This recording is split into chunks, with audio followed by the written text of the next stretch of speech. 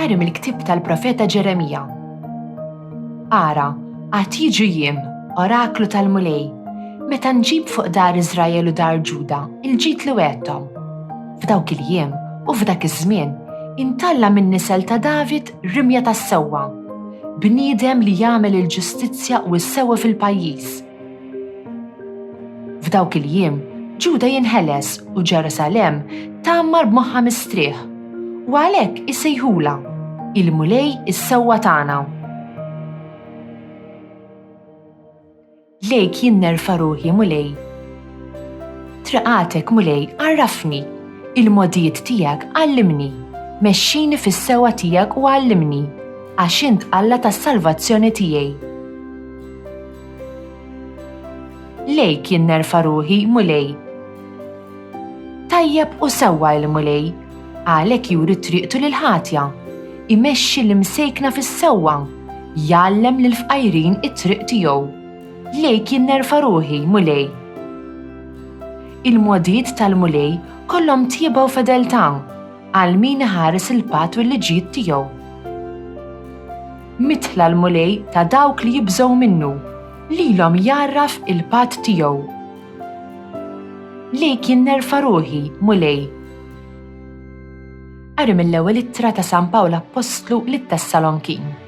Ħuti, jalla l-Mulej ikattrilkom u jfawwarkom bl-imħabba l xulxin u lejn kulħadd.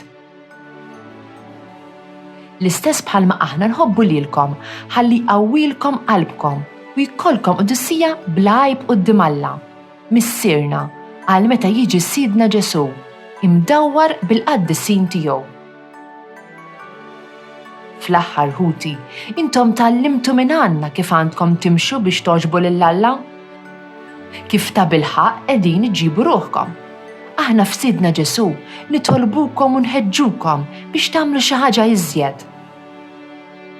Tafu x'tagħlim tajniekom permezz ta' Sidna Ġesu? Allelujja, Allelujja. Uri lilna Mulej it-tjieba tiegħek u s-salvazzjoni tiegħek għatina. Allelujja, Allelujja. Qari mill-Evanġelju skont San Luqa. F'dak iż-żmien, Ġesu qal lid-dixxipli tiegħu: ikun hemm sinjali fix-xemx u l-qamar u l-kwiekeb. Il-ġnus fuq l-art b'qalbhom ittaqtaq ma jafux x'jaqbdu jagħmlu minħabba l-ħsejjes tal-baħar u tal-imwieġ. In-nies ruħhom ħirġa bil-biża' billi jobsru xi jkun ġej fuq id-dinja għax il-qawwiet tas-smewiet jitqalbu.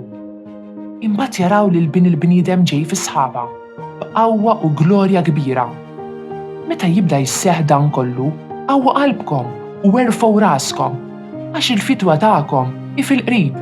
Oqgħodu attenti u qisu li l-ikel u x-xorb żejjed u s-sokor ma jmewtulkomx qalbkom u tħallux li l-ħafna tħassib għal ħtiġijiet tal-ħajja jeħdilkom raskom li ma ssibuhx dak il-jum fuqkom Alla rrieda għax jum li għad jaqa' bħal nassa fuq kull min jammar fuq wiċċ l-art kollha. Isru mela u jtolbu l-ħin kollu biex tkunu tifilħu tgħaddu minn kull ma għandu jiġri u tieqfu quddiem bin il-bniedem. Dan hu l-ewwel ħadd tal-Avvent, il-bidu tas-sena liturġika ġdida.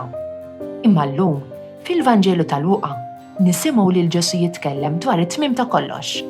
Ġesu jgħid: ikun hemm sinjali fix-xemx u l-qamar u l-kwiekeb. Il-ġnus fuq l-art qalbhom ittaqtaq ma jafux x'jaqbdu jagħmlu. Dan donnu l-oppost tal-Ġenesi. Meta Alla ħalaq id-dinja u poġġa kollox fl-ordni, hawnhekk id-dinja qed tarġa' tispiċċa f'kaos. X'għandu x'jaqsam dan il-qari mal-Avvent? Dan juri li xejn ta' din l-art ma jibqa' dejjem. Ma nistgħux norbtu żejjed fuq ħwejjeġ ta' din l-art. Familji, pajjiżi u natura kollha jinbidlu. Imma wara li jispiċċa kollox, fil-Vanġelu naqraw: imbagħad jaraw li l-bin il-bniedem ġej fi sħaba, qawwa u glorja kbira. Dan hu Ġesu, mhuwiex persuna li għad tgħaddi, huwa Alla, huwa etern. Mhuwiex minn din id-dinja u hu jibqa' mqar meta d-dinja għad tispiċċa. Imqar jekk id-dinja u l-affarijiet li hawn fiha huma sbieħ għax Alla ħalaqhom. Id-dinja mhijiex l-aħjar ħaġa għax għad tgħaddi. M'għandniex għax nibżgħu għax aħna qed nistrieħu fuq Alla li qatt ma jispiċċa u li mħabbtu tibqa' l dejjem. Huwa ġej f'dan iż-żmien tal-Avvent. Il-kelma Avvent ġejja mill-Latin u tfisser miġja. Ġesu ġej u jeħtieġ inħejjulu qalbna. This Maltese translation was produced in collaboration with the Church in Gozo. Don't forget to like, subscribe, and support this channel on Patreon using the link in the description. Thanks for watching!